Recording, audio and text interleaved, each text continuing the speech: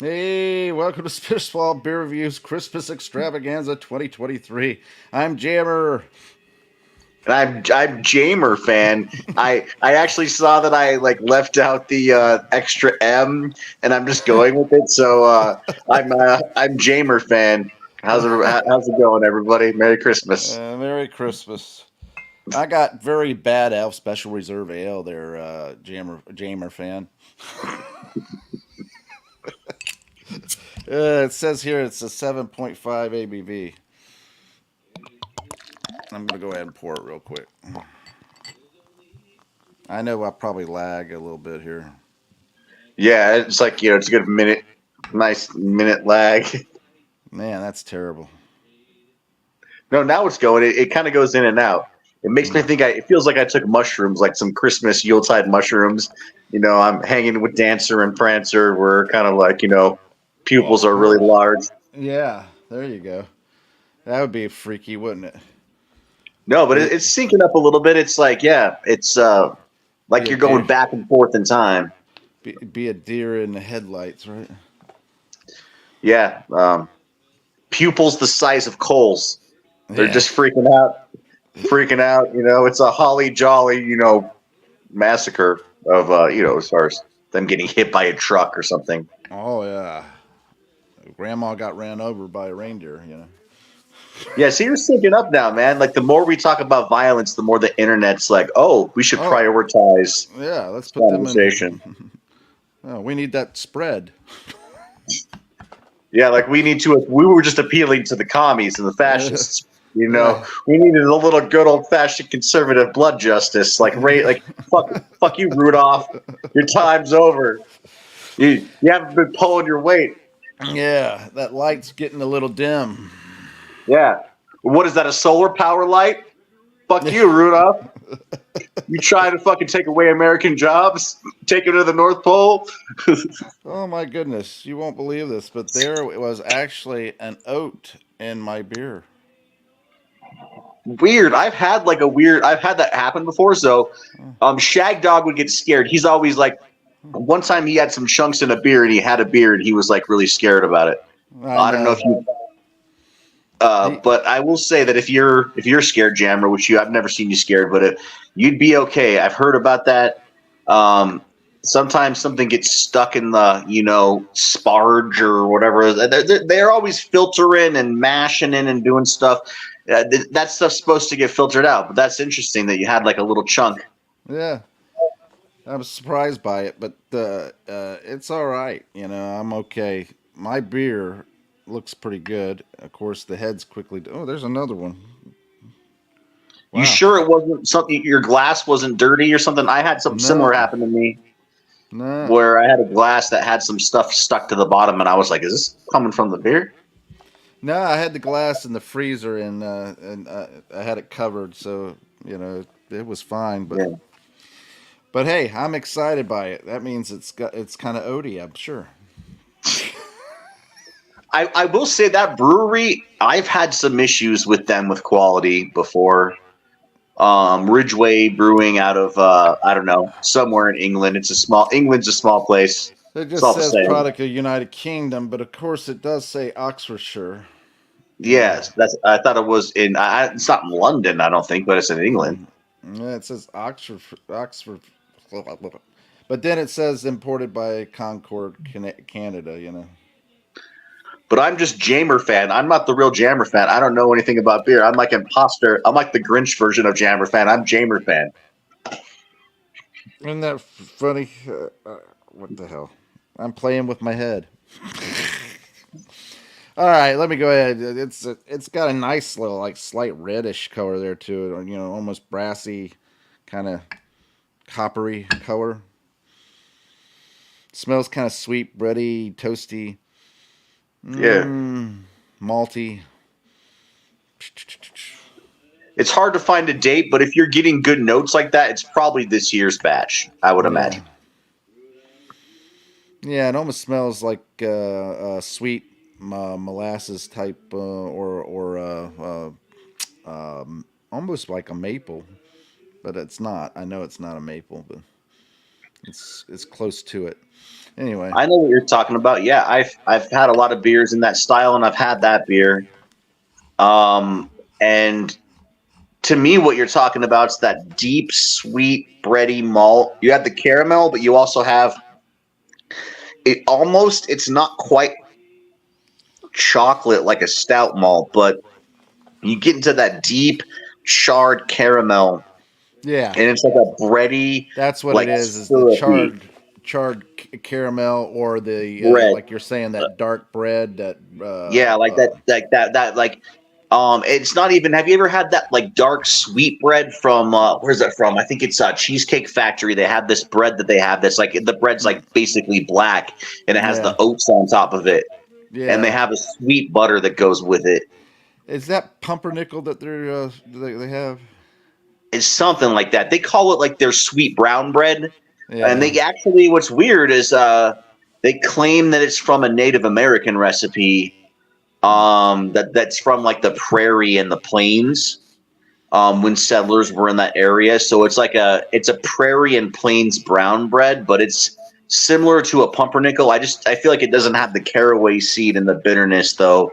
Yeah. It's got like honey and oats kind of instead. Yeah, it's good bread though. I know that because I remember it. But Yeah, but you're right. It does have that kind of smell dark. there. It's a Yeah. dark. Yeah, it's like a dark. And you know what? They use molasses to color that. And you know what, Jammer? I never knew this, and I'm sure you do because you work in the beverage industry. But I didn't know molasses was already present in cane sugar. In fact, they take the molasses out to create white sugar, but then they concentrate that molasses and they create brown sugar, which is like different from the natural tan sugar that you'd find, in the cane, the natural cane. Yeah, So the it's raw interesting. sugar. Yeah. So you have raw sugar, you have white sugar, and then you have brown sugar, Hmm. and it all depends on the level of molasses that's present in the sugar. And on top of that, like the like you were saying with the raw sugar, it's probably the most healthiest in comparison to the other two. Yeah, because it's just a natural state. Yeah. Yeah, no, because they take that white sugar and they basically bleach it to a degree, Yeah. not And bleach, but you know what I'm saying. yeah, they do a process. Yeah, it's believe it or not, white bread used to be a sign of royalty. They wanted their products, their bread to be white and pristine, and like that's why Wonder Bread and white bread then sold so much in the 50s and 60s and stuff because it was kind of a sign of prestige. And then there was the backlash in the 70s and 80s where everybody was eating, oh, I want whole wheat macaroni, I want whole wheat bread. And I guess now it's kind of evened out, right? Like I don't know, it Yeah, just seems like some people just get whatever the hell they want now. yeah. They used to have that phrase: "The whiter the bread, the quicker you're dead." Yeah, but then they found out that actually white bread's easier to digest, and people with kidney disease actually are supposed to eat white rice and white bread because it has less potassium and it's less hard on the kidneys. So, Jammer, all bets are off. We're in a weird universe where just take whatever you fucking think and just reverse it. That's probably the truth. Yeah, you're right about that because it seems like greed is completely ran rampant now, and they're doing things so much so to just squeeze a dollar out of everything. And I think 2020 was like if you're in the zone. I mean, I don't know. You've removed yourself from the mainstream. Is basically what I'm saying is Yeah, I'm you pretty can removed from the you can mainstream. you can see it a little more clearly compared to others that are right in the stream itself, and you can see the agendas being played out, and the further you get away from it, the more you can see it. Yeah. And when you see and what I'm getting at what the 2020 thing was, they were talking about how desperate this a lot of the companies were. There's a lot of them went out of business. A lot of them were the small ones, but some of the bigger ones went out too. And a lot of the big ones got supplements or subsidized subsidies from the government. and the government Yeah. tacked that bill on and everything, and just put it on the national debt, and you never Yeah. pay the national debt down because you're borrowing from a Federal Reserve, just making money out of the thin air.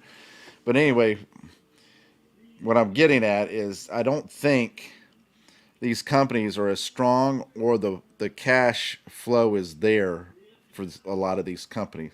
And it just takes a couple of things to tumble over, and they'll be exposed completely, and they probably would fold. And I'm talking about big companies too.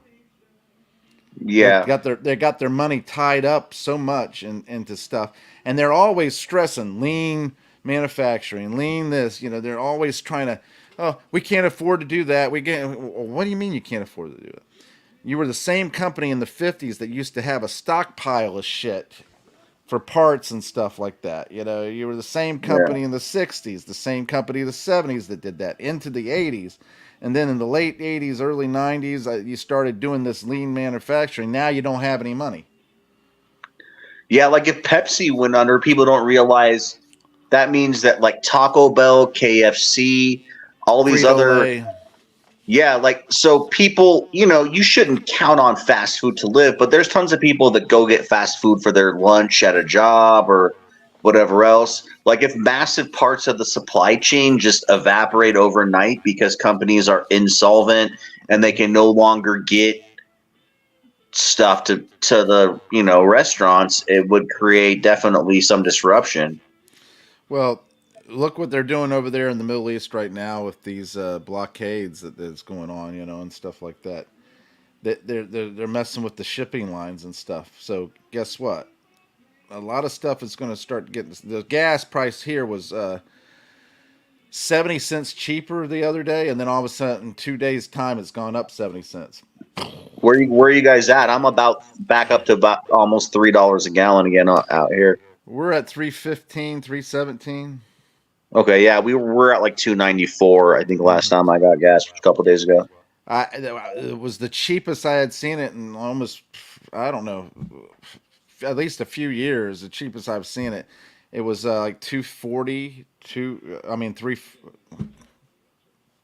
yeah, 240, When was 250. that?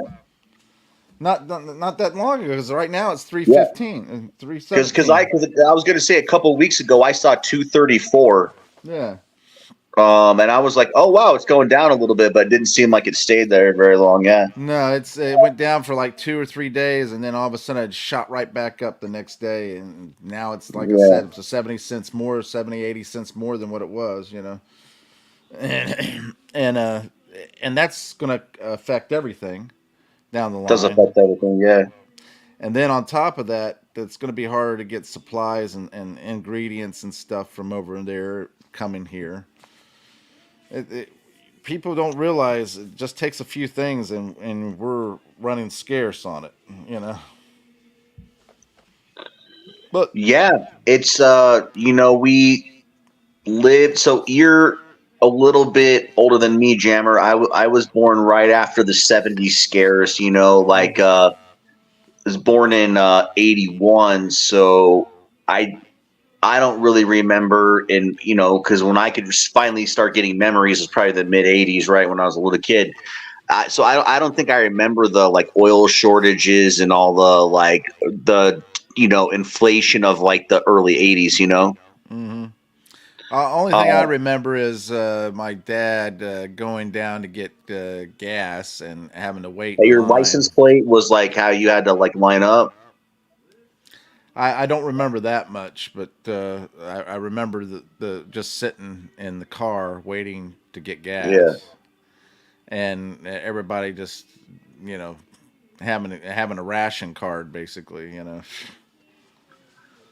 yeah, man, yeah. And, and so if you start thinking about it and you start really putting yourself in the place of it, think about in World War II when they had a ration card for meat, they had a ration card for bread, they had a ration card for gas, everything. They Yeah. had a ration card for it, and you were only allotted so much for Do you think yourself. they're gonna bring that back? Do you think we're going towards that?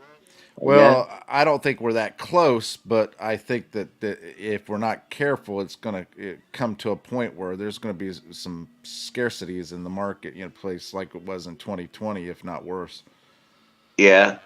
So would you say that you are on the, I guess, line of thought that, and I'm not talking about straight like nationalism. I'm just talking about shoring up interests. Like, let's like, keep some industries within the U.S. Let's try to have some national production so we have a little bit of our own pipeline.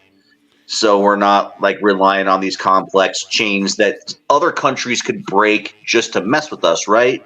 I mean, you Yeah. can almost weaponize the supply chain if you're, you Yeah. know, a nefarious enough of actor, right? Well, back in the day, they used to the NASA program used to anything that was for dealing with the NASA program. It was all American and it was vetted companies, and there was certain parts being made by certain companies, and you didn't know what the part was that went to Yeah, and all that. And then like the food and stuff, that was another thing. It had to be an American company, and that was it, and it had to be a certain yeah. company that had been completely vetted, and that was the only company that could make it, and it had to be processed a certain way. Well, today, what are we doing? We're getting our pharmaceuticals from overseas and across the borders. We're getting our now.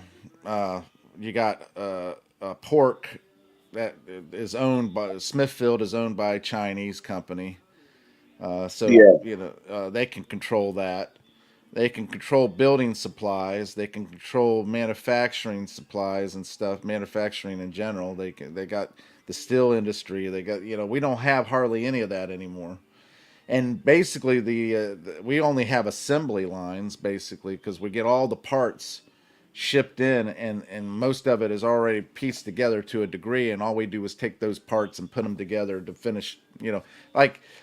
Like our bicycle. They sent a bicycle over. Those parts come over. You got the Yeah. wheels, you got the handlebars, the seat. All we're doing is putting the wheels, the handlebars on, and the seat. Boom, and all right, there we go. We're not actually manufacturing it.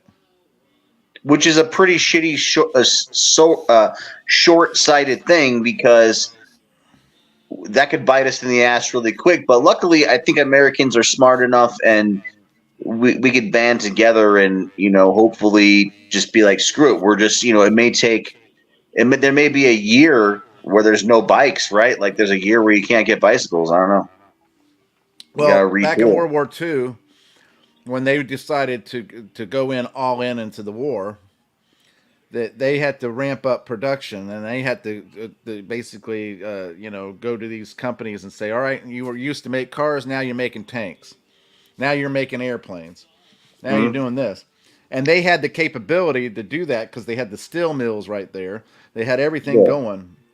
So, and that only took what, 6 months to a year to really get rolling.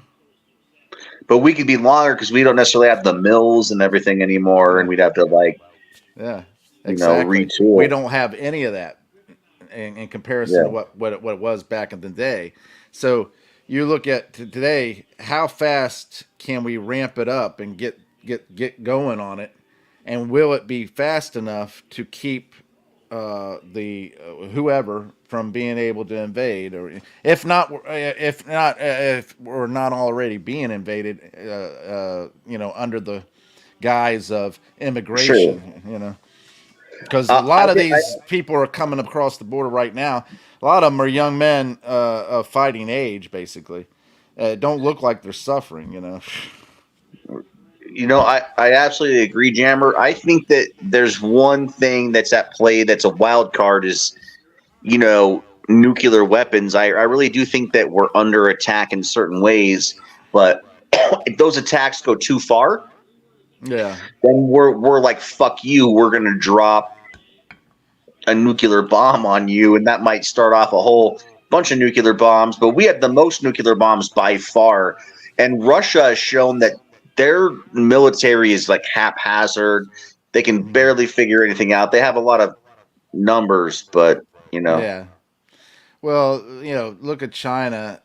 China has they can put up a skyscraper in just a few days. I mean, yeah, yeah.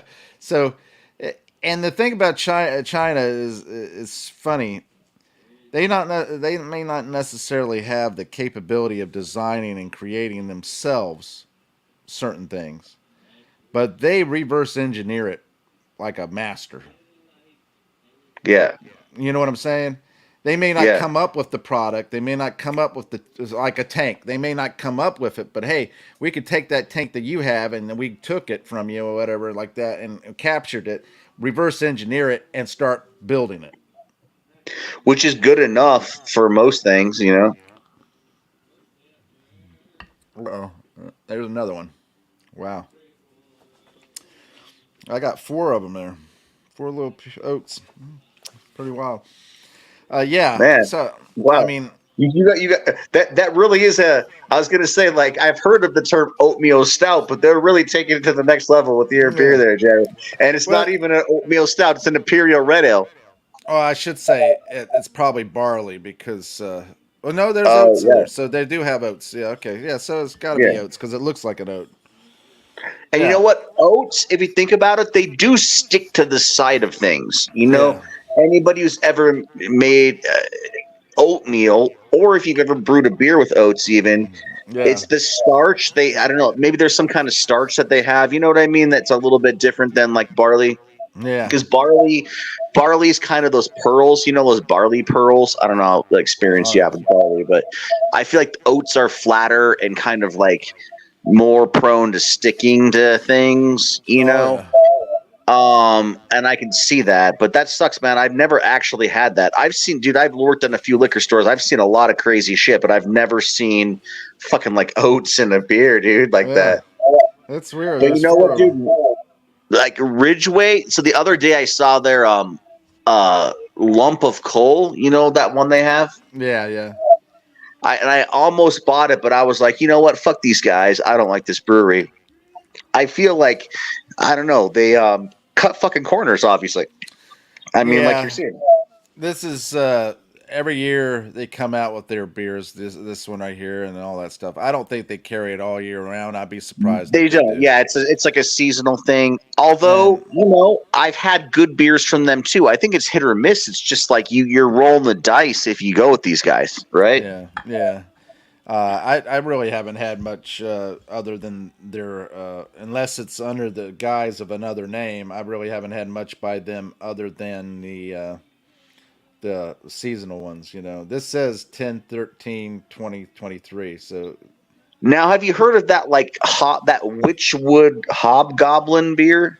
I think that yes, might be. I think that's by them. That's by them as well. yeah, I've had that before too. So maybe And you're I right. the Hobgoblin I actually kind of like. So I don't know, man. I think it's hit or miss with these guys. You may get some oats. Maybe it's great. Maybe it's mediocre. Maybe there's some fucking oats in your beer. Like you don't even fucking know with these guys. Uh, and the thing about it is, it's very. This one is very bitter.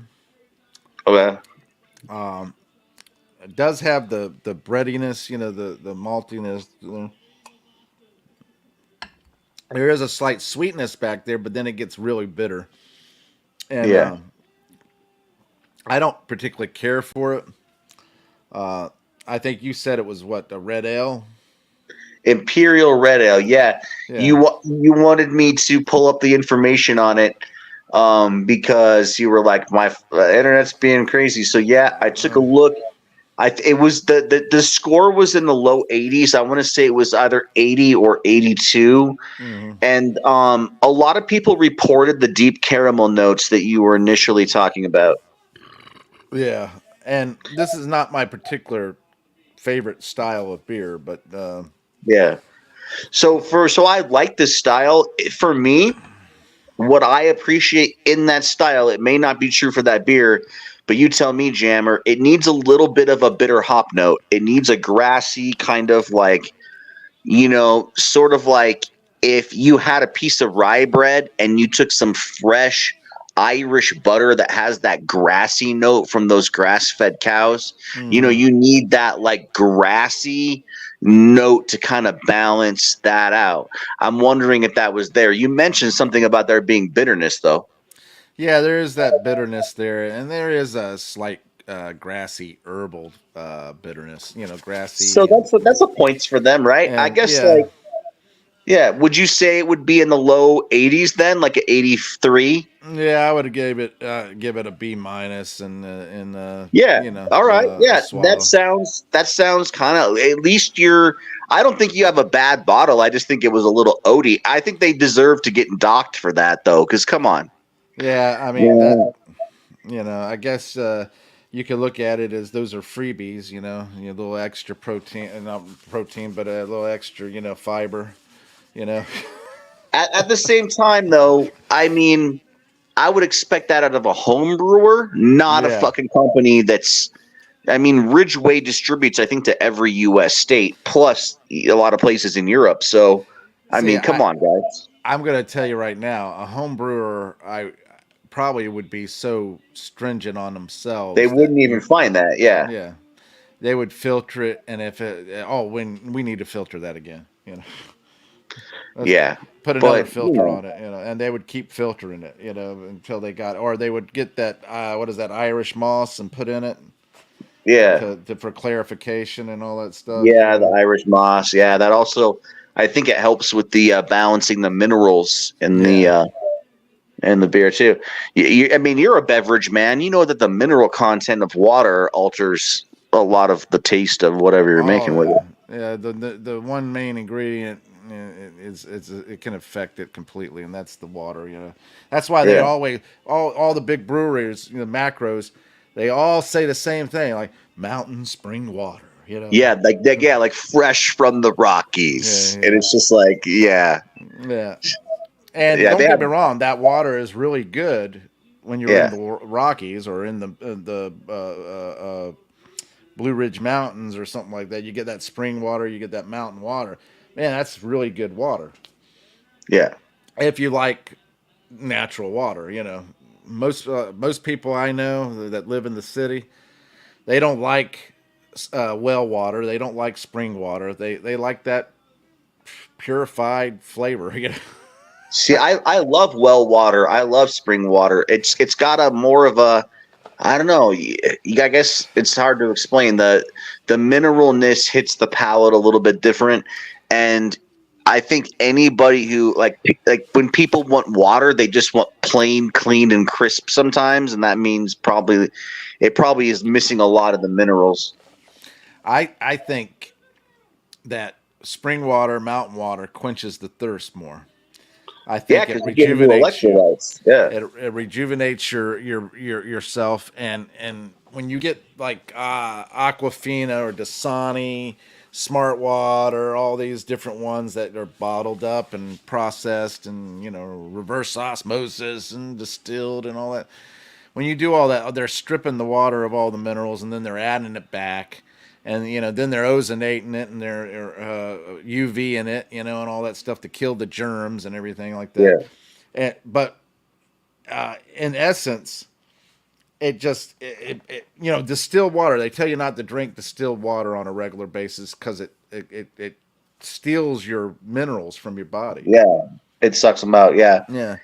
Um, Eh, But talking about water, I don't know if you've seen it, but there's a video about how the guy in Japan, I think, makes these captures these snowflakes and these water droplets. He flash freezes them when he exposes it to certain sounds and music and oh yeah, because speech. it reverberates through water and yeah. And then they were told they used I saw a video of that a while back, and then they another video that was using that information and saying you tie that in with Nikola Tesla's theory of vibration and frequency, Yeah. and that we are not energy, we are frequency and vibration beings. It changes the thought process, that changes the game, and when you really start thinking about it, frequency, vibration, you know when you go outside and you're walking barefooted on the ground and everything, you've grounded yourself. And they talk about you should always go out there and ground yourself. You know, you shouldn't Yeah. always, you know, you should embrace nature, you know, to a degree and all that stuff. Uh, it gets But into I think those. you're talking about two of the same things, though. I think that we could be energy beings, but I think that vibrational frequencies cause energy. So I think you're just going, it's kind of like we're made of atoms, but atoms are made of quarks. Hmm. We're energy beings, but energy is generated by frequency. I think you're just going one step more in the microcosm, right? Yeah, and that's the direction I was going. I was going to say that the same, basically the same thing about, you know, frequency and vibration, along with, you know, like you were saying, it excites or like atoms or and creates Yeah, energy and because so we forth. know energy exists because you can Yeah, fucking plug your laptop in. We know, yeah, yeah, you could create it and it exists in nature naturally, you know, lightning and everything else. So, but Nikola Tesla always said that he believed the Earth was just one big machine yeah. The free created. energy stuff. I know what you're talking about. Being able just to pull energy out of like thin Yeah, air, which yeah.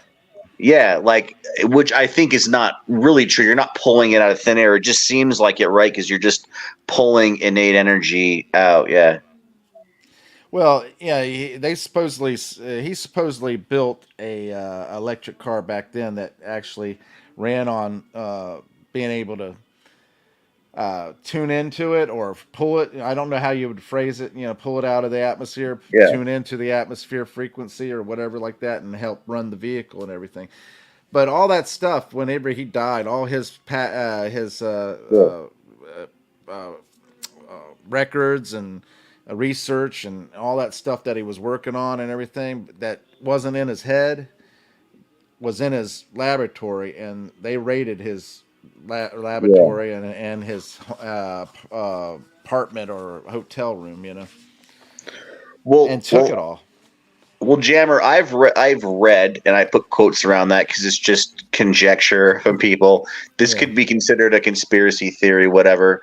But that a lot of that technology that he had developed would then be used to make top secret aircraft that the layman people would think were UFOs, right? Because Yeah, the, that's another.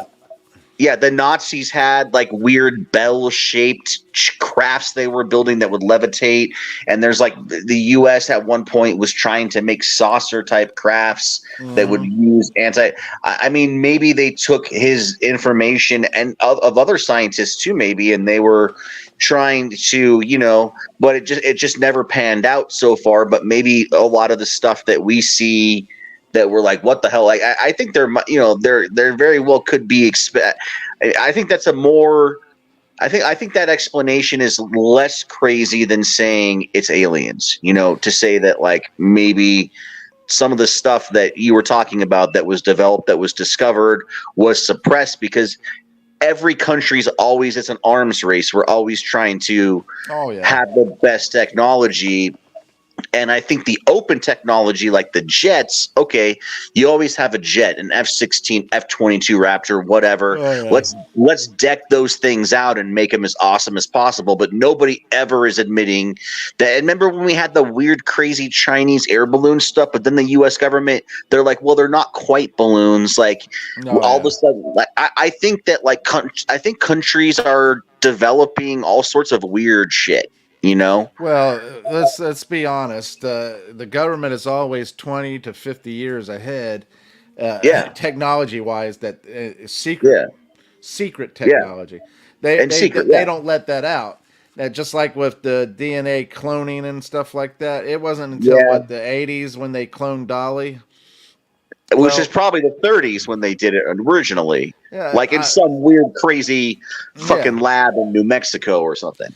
Well, and all that information that and research that was being done back in World War II on prisoners and stuff like that they were Yeah, doing. You know, I mean, let's be honest. All that stuff they used, and Nikola Tesla's technology, some of it has gotten out and is being used today in the sense of like the wireless charging and stuff like that. That's all him.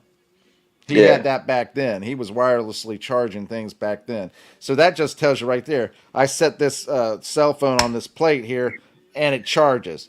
Well, that's wireless. Granted, it's in contact there, but who's to say that it doesn't have to be in contact? I could hold it way up here in my Yeah. hand, and it can still charge, and so forth. So if I can hold it, if I can increase that distance, who's to say I can't be driving and be able to stay charged? Yeah, and that uses a lot of those Tesla properties that are now just we're getting far enough in the future that people just like don't even question it. Yeah, They're just like, "Oh, it's a future. Oh, it makes sense my phone would just charge magically out of the air." Like we're more accepting of that possibility, I think. yeah. But what I was getting at with the water, let me Yeah. go back Yeah, to the it. water, yeah. They're saying that what was crazy is the one guy, he was doing some research and everything. One project, I forget where it was at or whatever. Don't quote me on it and all that stuff. But they basically were yelling at the water, and they were recording the frequency and vibration of the water. And of course, it's like a no-brainer. If I'm yelling at the water and that vibration, that sound effect is going to go into the water, they recorded it, and it was basically me, if I said you are the greatest, it said you are the greatest. That's to me, uh, it's like, yeah, I kind of anticipated that because sound frequencies travel, you know. So Yeah, like maybe it, maybe it's reverberating in the water or something. Yeah, it's yeah, yeah, because if interesting. the motors in water, you hear it through the water. You Yeah, hear it. So it's not like it's all that surprising that it would be that way. But what is surprising is when they were doing the thing with the talking to the plants, and the plants reacted to the way that people were talking to them. sure. When they were But saying the plant was great, pretty, and all this wonderful stuff, the plant flourished and bloomed and fruited and all that stuff like that and yeah. grew. But when you said, "Oh, you piece of shit," that kind of like that, the plant died. Well, also remember this, Jammer, about water. Aquatic mammals like whales and dolphins, they can communicate up to like 100 fucking miles away by vibrational frequencies in water. Yeah, So water works. Water is like the ultimate conductor of everything. I mean, our bodies are made up of what, 93% water, yeah, 92%, something something like like that. Yeah, that. And that's kind of the medium with which it takes place. But there's one thing that we're not thinking about, Jammer, with liquid. yeah. Oh, Go ahead. I was gonna say back to before we get too crazy into the biosphere or whatever. I want to talk about your beer, man. What do you think? What are your final thoughts about the flavor and the smell? Well, it gets a little better there at the end. Maybe that's just the alcohol. But it does get a little better. 7.5. It's not very well masked, but it's all right, And like I said, it's a B minus and a swallow. And, the bitterness kind of mellows out and becomes a little more smooth. The sweetness becomes a little more prevalent, and it's not so harsh. It becomes more mellow. So the bad elf starts to mellow out as it progresses. Yeah, yeah. Well, I think what would have made that beer an A and what has in that style for me in the past is if you have a big blast of piney hops to kind of bring some pine tar and some like kind of like just piney flavors to it. I think it's missing something like that. Yeah, it's got a bitterness, but it's not like a pine bitter. It's a harsh Yeah, bitter, and it's like a yeah, burning bitter. It's not grapefruit yeah, bitter, and it's not a pine bitter. If it had either one of those, it would be probably more palatable. But yeah. this bitter is more like, oh God, spit it out type bitter. Like Yeah, that's just that cheap Ridgeway beer, man. Unfortunately, I don't, they got bought out by somebody a few years ago. Most beer companies are being bought out by people these days, and the quality goes down too. Yeah, well, the InBev is one of the big ones that want to buy everybody up, and they Yeah, do it under the guise of their subsidiaries or their sister so you company. don't notice. Yeah, Yeah, so that if you don't know that Anheuser was bought by InBev, you would, and Anheuser was interested in buying you, yeah, or if Kugel was interested in buying you, you wouldn't know that Anheuser bought it, which has been bought by InBev. So, you know, it all comes down to there's only like a handful of different companies that are supplying the majority of yeah, stuff throughout the world. The food industry, just a handful of companies that are all interconnected. And I would assume the same thing with look at the cars.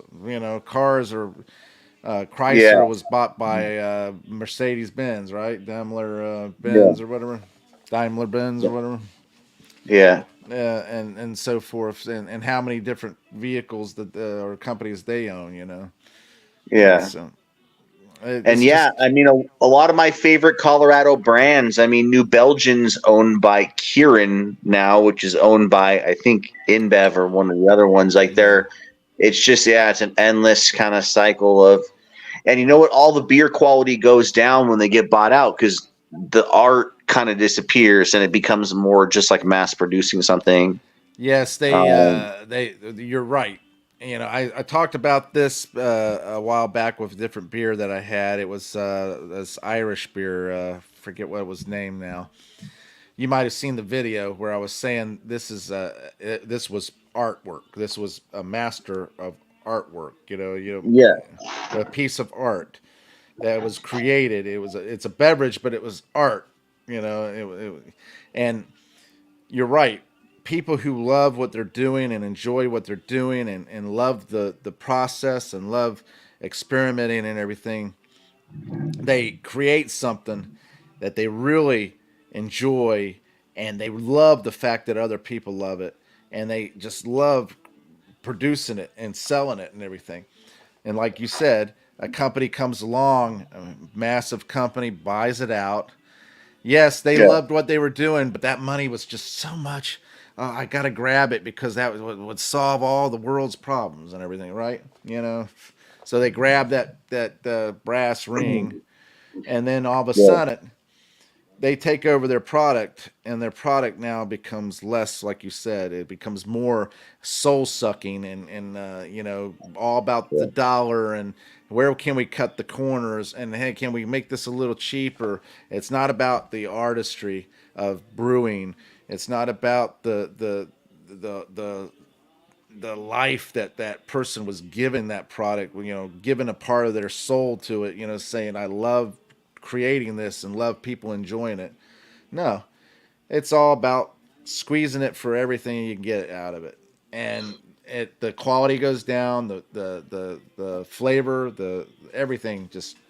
So are you aware that Samuel Adams bought Dogfish Head? Yeah, I heard something about that. Yes.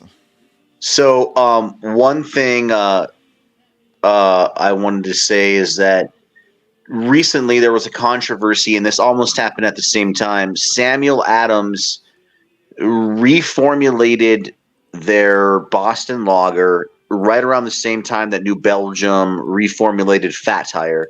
So both of them were turned into almost a blonde kind of ale lager, kind of just no character, no nothing. Mm. Yeah, that figures.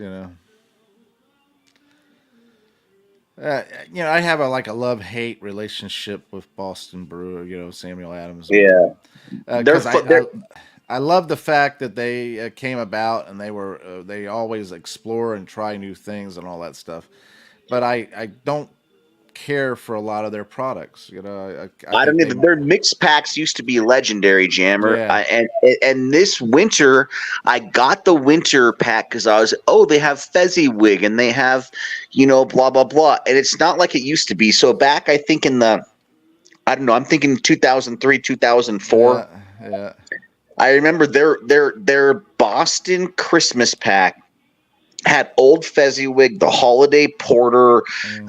some other beers in there. Their Cherry Bock. They had something called chocolate bock. Sorry, their Yeah. chocolate bock.